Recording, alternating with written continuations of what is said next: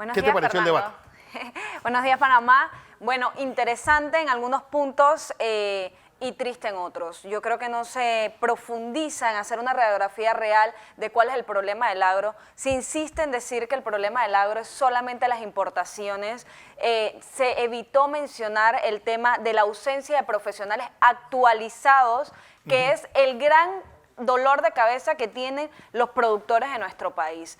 La implementación de tecnología, la implementación de los nuevos sistemas de riego, la implementación de semillas con mayores tecnologías y falta de profesionales es el gran dolor de cabeza. Imagínate que para un productor tener un ingeniero agrónomo que no está actualizado le toma por lo menos 6 o 3 meses actualizarlo en otro país y tiene un costo entre 5 y 10 mil dólares que está invirtiendo el productor para tener este profesional actualizado. Y esto se da por la falta de voluntad y la frustración que existe en diferentes instituciones educativas en nuestro país, ya que quienes la lideran de una manera u otra, igual que la educación pública, se han quedado rezagados en la modernización o la actualización de la profesión. Yo creo que, ¿sabes? Como yo te expliqué, como habíamos empezado ayer, yo siempre me recuerdo mi primera clase de economía agrícola cuando me dijeron esta anécdota de John Kenneth Galbraith, porque el sector agrícola es como un monstruo de muchas cabezas. Es decir, Así es. Y es una especie de vasos comunicantes, donde vas mucho, pues eso es a costa de cederlo a otro, de quitarle a otro. Lo interesante de todo esto es, pues pareciera que todo el mundo vio el agro de una forma muy abuelo de pájaro, es decir, lo vieron desde lejos, pero ninguno pues entró en los que son los problemas realmente del agro. No solamente la falta de financiamiento, a pesar que existe el FESE, no tan esta parranda de importaciones de personas allegadas generalmente al poder, como yo creo que fue lo único inteligente que dijo Ana Matilde. Es decir, el problema es que todos los candidatos llegan hipotecados por los grandes importadores. Dos, pues el manejo, y yo te lo decía ayer, el manejo del agua, y sobre todo que es una bomba de tiempo. Sí, el problema agrario es que tenemos a 400.000 panameños sentados sobre una bomba de tiempo en el cual todos los gobiernos hacen lo posible porque esa mecha se acorte y esto estalle en cualquier momento. Hay que ser responsable en algo, Fernando, y es que hablamos de la falta de financiamiento. Pero ¿dónde queda el compromiso por parte del productor? El seguro agropecuario en la banca privada no es exigible. Aquí los productores no están asegurando sus cosechas, no están asegurando sus tierras. Pero es que también, ¿quién va a asegurar algo que no hay certidumbre de que te lo compren? ¿Qué pasa, por ejemplo, con el maíz? ¿Qué pasó con el tomate al inicio de ese gobierno, cuando el señor Arango era ministro de Desarrollo Agropecuario? Que los tomateros, encima de tener, no tenían mercado, porque resulta que algún inteligente burócrata en el Lima le dio por traer tomate Dios sabe de dónde. Por supuesto, Fernando, pero el Estado panameño no puede ser el único garante de la compra de la producción de nuestro país. Aquí existen cargos, como lo conversábamos ayer en la previa del debate, por ejemplo, el director de Administración de Tratados. Nosotros tenemos un embajador permanente ante la OMC. ¿Qué está haciendo esta persona? ¿Qué están haciendo nuestros cuerpos diplomáticos en el exterior que no garantizan un proceso para que a nuestros productores se les respete y se les compre? Por ejemplo, lo que pasó en 2009, que es muy evidente del poco importa de los gobiernos en el agro. Cuando este señor, hermano de Balbina, siendo embajador en Europa, pues por un descuido se vino a hacer campaña aquí y nosotros perdimos todo el mercado europeo. Por supuesto, y nosotros para poder afrontar un mercado extranjero tenemos que fortalecer nuestros cuerpos diplomáticos. No podemos estar enviando al amigo, al tío, al hermano a que sigan ocupando embajadas o consulados sin importarle la realidad, sin tener un perfil real de lo que tiene que ser un cuerpo diplomático. Y al final terminamos diciendo, lo que pasa es que así es como se hace. Pues si así es como se hace, tiene que cambiar. Y para eso estamos nosotros aquí, a recordarle que existen estas cosas. Yo estoy segura que los productores en este momento les están echando el cuento de AUXA y que AUXA es el único problema que existe en el agro. Por supuesto, por la falta de conocimientos que tienen ellos, pues son hombres y mujeres dedicados a sembrar la tierra de nuestro país. Y que siempre encontraron mercado a sus productos, porque yo no voy a sembrar, es decir, yo no voy a sembrar un montón de arroz y sé que nadie me lo va a comprar. Mira, algo que se dijo muy bien, que se invocó en el debate fue la de figura de salvaguarda, y es una figura real que debe ser invocada por el director de Administración de Tratados, que es Judith Jiménez, la licenciada Judith Jiménez. Pero claro, esto requiere de una gran investigación, de un gran trabajo y una gran sustentación ante la OMC, cosa que no se está haciendo. Entonces, o ocupas un puesto para hacer tu trabajo o simplemente lo omites y tenemos los productores como están sufriendo. Algo que se omitió hablar y que tenía que ser un compromiso puntual por parte de los candidatos fue el calendario de desgravación. ¿Y qué es el calendario de desgravación, Fernando? Es el que establece los periodos o fechas de las bajas aranceles y el aumento de contingente. Y el aumento de contingente no es más que ponerle a un producto un arancel muy bajo o sin arancel. O sin arancel.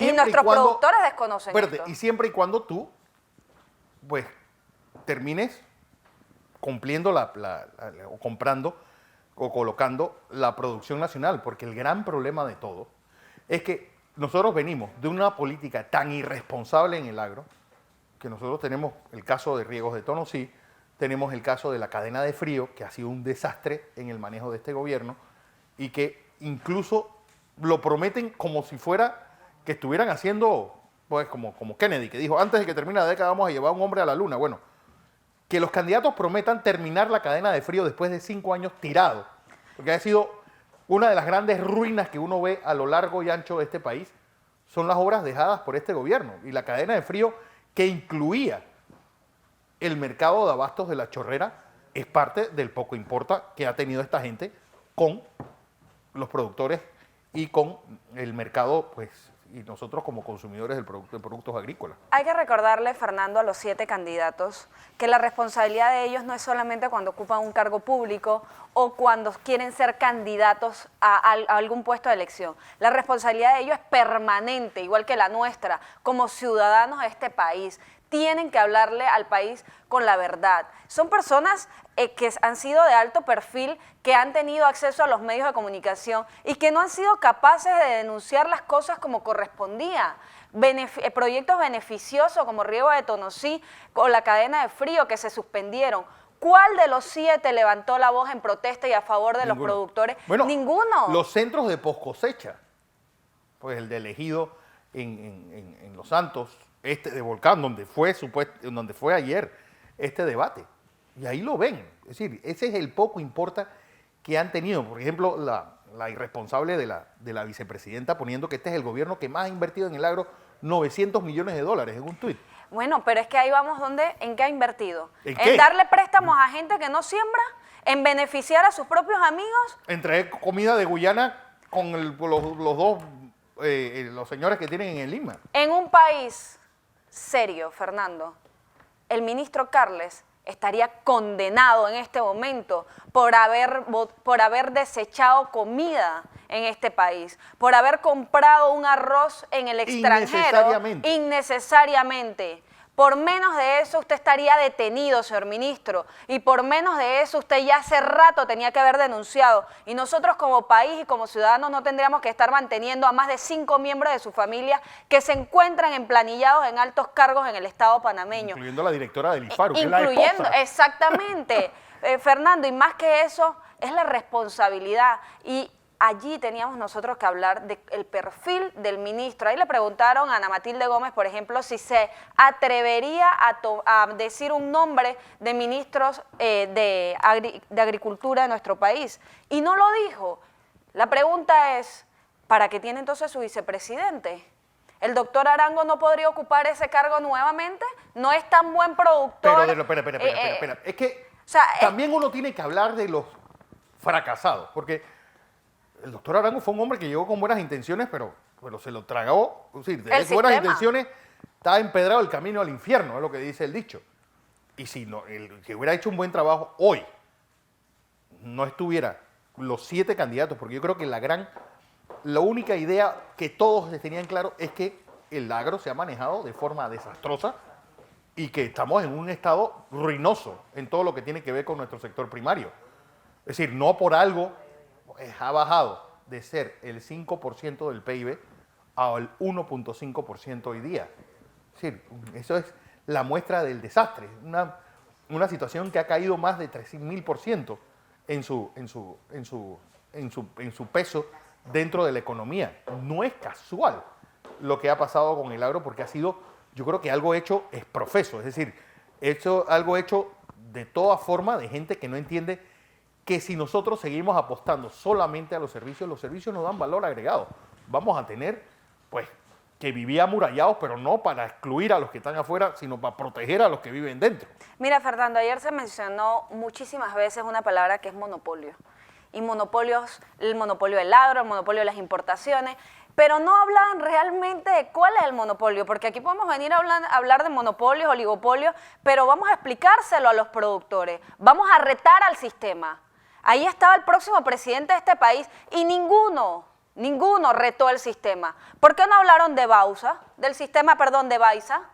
¿Por qué no hablaron de eso? ¿Por qué no hablaron de los derechos de importaciones? Exacto. De que van a ser igual para todos. De que no importa si eres grande o chiquito. O si eres panameñista, PRD, Occidí, o exactamente, independiente, o lo que sea. A ti te vamos a respetar las mismas condiciones que le damos a los dueños del monopolio de importaciones. ¿Por qué no hablaron de eso? No se atreven a retar al sistema. Y el sistema está hecho, porque si tú ves, y esto, hablando del sector agrícola, tú ves los diagnósticos y son el mismo desastre que en educación, el mismo desastre que en salud. Por supuesto, porque no profundizan, Fernando. Y van a haber personas como tú y como yo que los vamos a estar retando en los medios de comunicación, en las redes sociales, solicitándoles que por favor profundicen y dejen de jugar con las personas educadas de este país. Los discursos no son solo para las masas, porque quienes los vamos a cuestionar estamos listos para hacerlo, nos hemos preparado para esto. Mira la demagogia de decir que querían incluir un título especial del agro en la Constitución de la República. Sí. Un negocio, un mercado que es tan cambiante. O sea que para cada vez que vamos a tener que implementar una nueva medida en el agro, vamos a tener que ir a tocar la Constitución Nacional. O sea, tengan conciencia que por más que el discurso o el eslogan de campaña que ustedes quieran utilizar en este momento es la Constitución, no pueden encerrar todos los temas en la Carta Magna de nuestro país. ¿Cuánto quieres perder? Que la misma ocurrencia van a tener en el próximo debate en educación, la misma ocurrencia van a tener, y entonces va a terminar la Constitución con 2.000 capítulos. Por supuesto, y con ningún problema resuelto. Lo que tiene que ser un documento simple para acceso a todos los ciudadanos, en donde se tienen que desencadenar las leyes de nuestro país para que realmente se puedan implementar. Lo que aquí falta es que realmente se respeten las leyes, que se respeten a los productores, que se acaben los beneficios a unos cuantos. Pero mientras no tengamos seguridad jurídica, mientras sigamos teniendo el juegavivo de que cada quien hace lo que le da la gana, a mí me da muchísima pena que quieran decir que es la partidocracia, que es señalarse unos a otros porque simplemente pertenecen a un partido o han estado en un gobierno. Todos son responsables por acción o por omisión. También hay que decirlo. Vamos con Zaida Herrera de KW Continente en esta alianza informativa que mantenemos, KW Continente Next y la editora Panamá América. Zaida, ¿quedó buen sabor de boca de parte de los productores después de escuchar este debate? Zaida Herrera Bueno, Fernando, buen día a la audiencia de noticias. Algunos productores sí han comentado que quedaron un poco satisfechos por algo de compromiso que se dio por parte de los candidatos a la presidencia de la República. Ellos han dicho que se dio un antes y un después para el agro en Panamá y que lo que ellos esperan es que se cumpla pues esas propuestas que presentaron los productores anoche en ese debate que se dio, que tuvo una tónica un poquito picante en comparación con los anteriores, ya que los candidatos tuvieron la oportunidad de responderle uno a otro. Yo tengo, Fernando, conmigo aquí a uno de los productores. Buenos días. Él también puede darnos un balance de lo que para ellos fue ese debate de anoche. Sí, buenos días. Buenos días. Yo creo que la noche de ayer pues, los productores de este país tuvimos la oportunidad de sentirnos contentos toda vez que el sector agropecuario por primera vez logra que los candidatos todos pues se interesen en el tema y acepten debatir el tema en las zonas de producción. En conclusión, creo que el gran ganador es el sector agropecuario. El debate nos alegra mucho pues saber que el sector agropecuario hace que después de varios debates que se han registrado, pues haya un poco de intercambio y en efecto se crea el debate donde candidatos pudieron decirse a la cara pues lo que era cierto y lo que no era cierto. Reitero, la satisfacción está en función de que se crea conciencia, se despierta el sector agropecuario, a las autoridades toman conciencia. Sin embargo, a título personal siento que vi todavía desconocimiento por algunos candidatos que aspiran a ser presidente de lo que es la forma para sacar al sector agropecuario de la situación que está. Sí, yo creo que lo único... Estábamos hablando también. Zaida, yo creo que lo único que quedó claro es el estado de emergencia que está el sector, pero fuera de eso, yo creo que los demás fueron ocurrencias más que respuestas. Es decir, cada uno pues tiene una visión, bueno, también el tiempo no daba para desarrollar absolutamente nada, pero fueron ocurrencias como quien va a ponerle, le da 2 aspirinas a un enfermo de cáncer.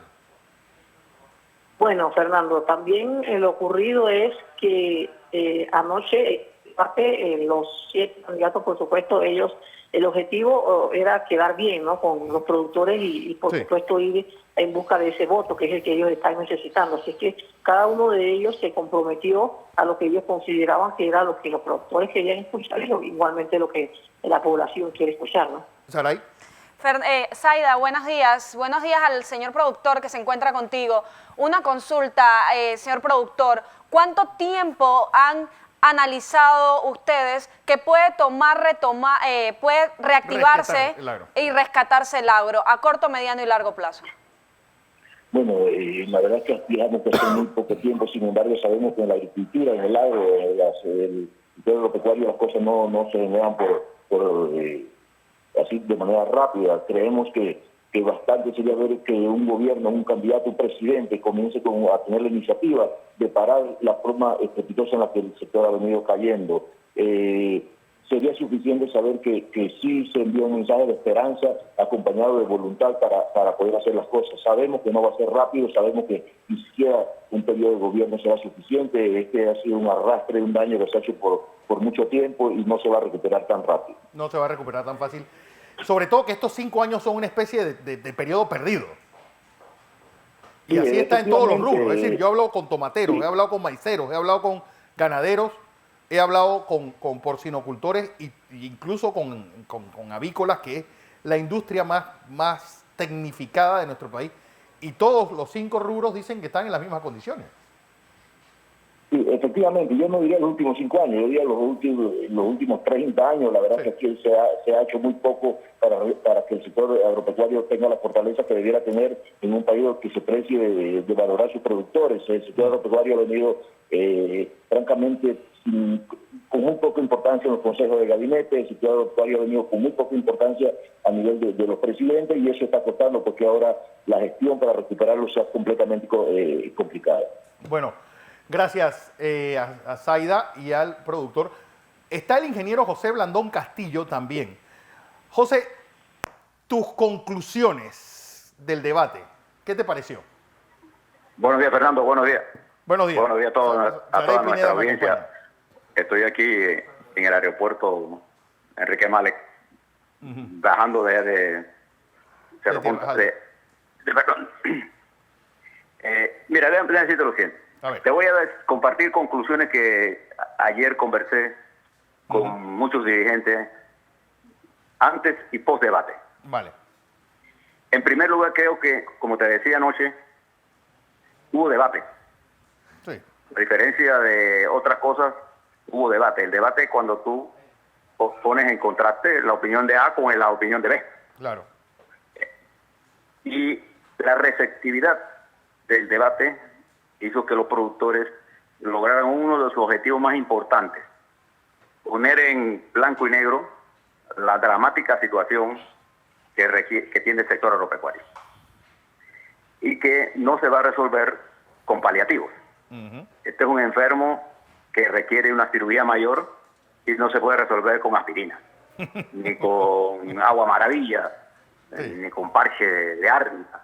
Este es un presidente que requiere una intervención integral y que necesita ser reactivado si queremos tener un país con equidad en el desarrollo económico. Cuando hablábamos ayer de las cifras macroeconómicas y tú con acertada posición decías, pero eso no se refleja en muchos sectores. Bueno, este es uno de los sectores donde no se refleja. Exacto. En el sector agropecuario. De manera que los productores lograron un objetivo del sector agropecuario, que es darle características de problema nacional a este tema. Y creo que muchos de los candidatos, entre ellos lo que el propio Nito Cortizo, que se considera que ya ganó las elecciones, no se preparó debidamente para este debate. Y creo que además de eso, estaban ignorando, él en particular, que esto no es un problema de dar fondos de FESI o de hacer tal cosa. Este es un problema que tiene sus raíces en todo el proceso jurídico que gobierna el sector agropecuario. Fíjate, cuando una periodista como Sabrina Bacal dice que el sector agropecuario está en sus peores años, ella no tiene en sus manos las estadísticas del sector agropecuario. Sí. Tú recuerdas cuando, después de la invasión, la decisión del gobierno de Pérez Valladares de hacer el desarme bajar drásticamente los aranceles, fue matar el sector. Produjo una de las contracciones más dramáticas del sector agropecuario. Exacto. Y cuando Mireya Moscoso llega al poder, precisamente para una feria de esta que se va a desarrollar aquí en David, en David, tuvo que anunciar el incremento de los aranceles como un intento de darle oxígeno al sector agropecuario. Exacto. Pero posteriormente, bajo la administración del presidente Torrijos, se toma la decisión de levantar, primero, crear este organismo nefasto, que es la AUPA, que lo que permitió es la importación sin restricciones sanitarias, y además, en el año 2008, esa misma administración saca un decreto que le permite a Lima comprar en el exterior productos agropecuarios, cosa que por ley no se podía hacer. Exacto. Entonces, ese mismo decreto es el que han venido usando, se usó en la administración de Martinelli, se usó en la administración Varela, del presidente Varela, para que Lima, en vez de comprar prioritariamente y exclusivamente, no prioritariamente, porque el Estado no tiene por qué estar comprando con la plata de los panameños contribuyentes. Sí. Arroz en Guyana. Y no sabemos qué tipo de transacciones están haciendo. Sí. Entonces, eso ha venido influyendo en todos los sectores del sector agropecuario. No es que un sector está mal y otro está bien. No, todos están mal. Es que en términos generales se está produciendo una caída vertiginosa de los ingresos y hay pocas predios agrícolas y pecuarios que sean rentables.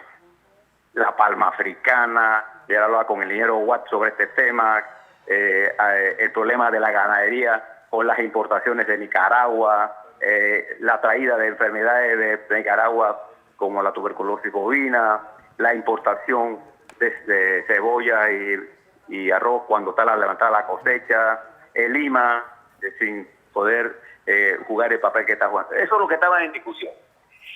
De esos, y va a sonar quizás probablemente para algunos televidentes poco objetivo lo que te voy a decir, creo que el candidato José Blandón Figueroa fue el que mejor entendió este tema. Por eso que el debate lo polarizó él, y la receptividad de lo que él estaba planteando entre toda la gama de gente que está ahí, PRD, Cambios Democráticos, productores, porque tengo que diferenciar que tanto un productor PRD como un productor Cambio Democrático, como un productor panameñista, Molirena o independiente, está sufriendo exactamente igual. Ahí no hay diferencias partidarias. Ahí lo que hay es un problema dramático. Entonces, creo que los que ya se consideran victoriosos o los que apuestan a propuestas sin saber, no se prepararon. Entonces, ahí se dio la diferencia de lo que te voy a plantear. Ajá. Ahora el punto está no en quién tenga la solución, sino a quién tú le vas a creer que realmente puede hacer esa transformación, ¿verdad? Ingeniero, buenos días. Usted acaba de plantear que el candidato panameñista es el que mejor reconoció este tema. Quisiera consultarle, ¿usted cree que es necesario incluir en la Constitución y que esto va a ser cómodo para lo dinámico que es el sector agropecuario, incluir un título especial en la Constitución de la República del Agro?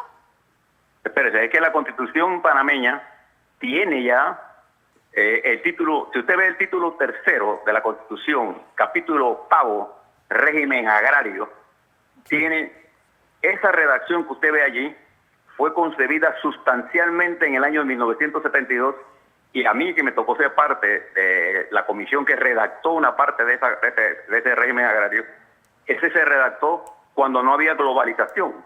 Si usted lee ese régimen agrario, se da cuenta que no es expresión de las necesidades que la globalización le ha planteado a Panamá. Por ejemplo, en los tratados de libre comercio que se están negociando, Panamá solo tiene la opción de aprobarlo o desaprobarlo. La Asamblea Nacional no puede introducir cambios.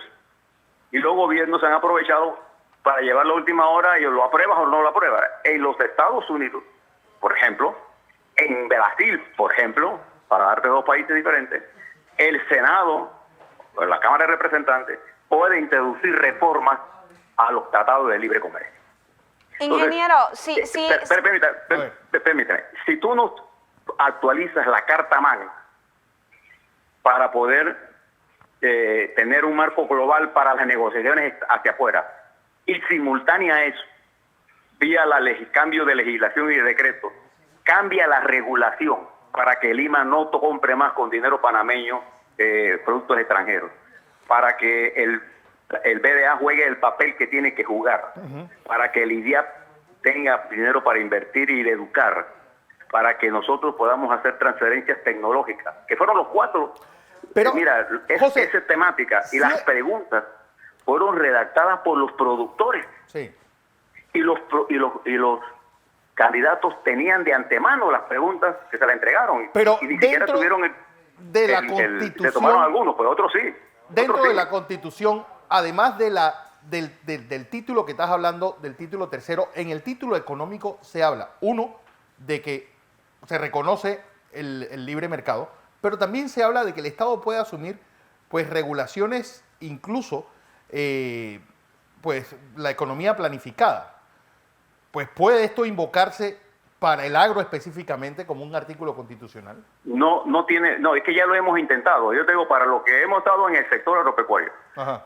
Cuando hicimos la primera negociación con la OMC, en la que el gobierno se hizo acompañar de todo el sector agropecuario, Ajá. los productores lograron negociar un tiempo de aranceles muy duro. Acuérdate que la OMC y todo eso fue establecido desde arriba y nos llevó a nosotros a las privatizaciones. O sea, todo esto que tú estás viendo, que está en la Constitución, en la parte económica, no impidió que se privatizara el IRRE, el IDAN, los puertos, etcétera. Sí. No voy a entrar a discutir lo bueno o malo de eso. A pesar de que estaba en la Constitución, se hizo. Sí. Y el problema fundamental ahora es que tú coges un Donald Trump, por ejemplo, hablando de la protección de su sector agropecuario, pero el presidente de los Estados Unidos tiene poderes y normas jurídicas que le dan ese poder. En nuestro país, Ajá. los que han dirigido el gobierno han tenido una actitud de proteger el comercio Más que proteger la producción nuestra nacional. Por eso el sector agropecuario, igual que el sector industrial, ha venido desapareciendo, que son los que más empleos generan. Entonces, ¿qué es lo que digo? Ayer, cuando tú conversabas, Fernando, con todos los productores de cualquier partido, de cualquier tamaño, de cualquier tecnología, lo que tú encontrabas es una especie de frustración, de cabreamiento, de angustia. Por supuesto. Es decir, Entonces, que vengan ahora a decir, por ejemplo, la vicepresidente, que se han invertido 900 millones de dólares en el agro. Es decir, la frustración que tenían los productores ayer no es normal. Ya la gota que colmó el vaso aquí se virtió hace años. Pero fíjate, Yo no pongo en duda que puedan ser 900 millones, pero fíjese lo que está pasando ¿En qué? en algunas... tú tienes que mirar En Guyana. la banca agropecuaria estatal, que está entre la banca agropecuaria del Banco Nacional y el BDA, que son los dos organismos. Tú tienes que hacer una política de manera que ambas instituciones trabajen en conjunto, correcto, beneficiando a quién, al pequeño y mediano productor, para que el gran productor vaya a la banca privada. Pero para que el gran productor vaya a la banca privada, tiene que haber políticas muy definidas. Claro. Pero cuando tú vas al MIDA, a lo que es la estructura del MIDA, y mides el organigrama del MIDA, ves un ministro que tiene cerca de 32 mandos, entre ellos los que tienen que ver con la feria, no hay una organización en el MIDA que le permita decir, el ministro va a bregar con 8 hombres que van a definir lo primero que hay que definir, las políticas del sector agropecuario. Si tú eres un banco y yo soy un productor de arroz y yo te voy a pedir un préstamo, ¿tú qué quieres saber de mí? ¿Cuánto te cuesta? ¿Cuál es el precio de referencia que yo uso para hacer los cálculos? ¿Cuál es tu nivel de productividad? ¿Cuál es tu ganancia? Y si tú eres un cliente que yo puedo financiar. Los bancos no financian el sector agropecuario porque no existen políticas. Bueno, y si encima tú agarras a alguien que lo único que experiencia laboral que tiene es vendiendo desodorantes ambientales y papel higiénico y lo pones a manejar el sector agropecuario, el resultado va a ser el desastre que tiene. Es que eso es lo que hemos tenido. Incluso hemos tenido gente que sabe, que lo dice que sabe.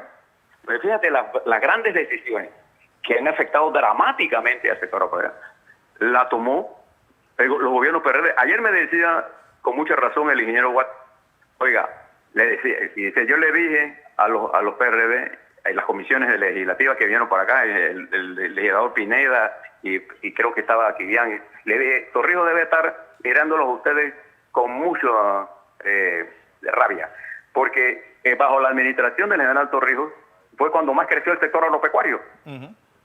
Y ahora los que están tomando decisiones precisamente para hacer lo contrario. Entonces, esta acumulación en el sector agropecuario ya llegó a su fin. Entonces, este no es el momento, como te decía, de la aspirina. Y creo que el debate de ayer, porque ayer hubo debate, incluso hubo más debate en las televisoras. Fíjate, por ejemplo, que nosotros como medio alternativo no hemos sido invitados a estos debates. No. Entonces, como medio alternativo, abrimos los canales a todas las partes para que den su punto de vista. José, y debo decirlo, a pesar de que quien pagó la instalación, el satélite y todo lo demás fue CERTV, para que estemos claros. Sí, pero fíjate, cuando tú viste los canales, entonces, ¿qué estaban haciendo? Ya ellos tienen sus candidatos. Sí.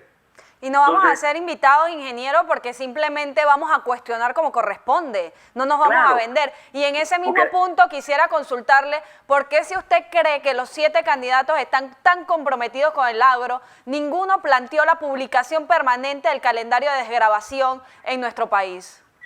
Porque el calendario no, eso está... me estás hablando de la degradación de fiscal. Sí, de la baja arancel y del aumento de contingentes. Pues eso está en los tratados correcto. Está accesible. El problema no es esto. El problema es que los tratados de libre comercio incluyen cláusulas que te permiten al gobierno replantear esa reducción de aranceles o esa apertura cuando se trate de poner en peligro cultivos que tengan fuerte efecto social. Pero ni a eso nosotros hemos ido. ¿Por qué? Porque quien está determinando el poder es el poder comercial de importación.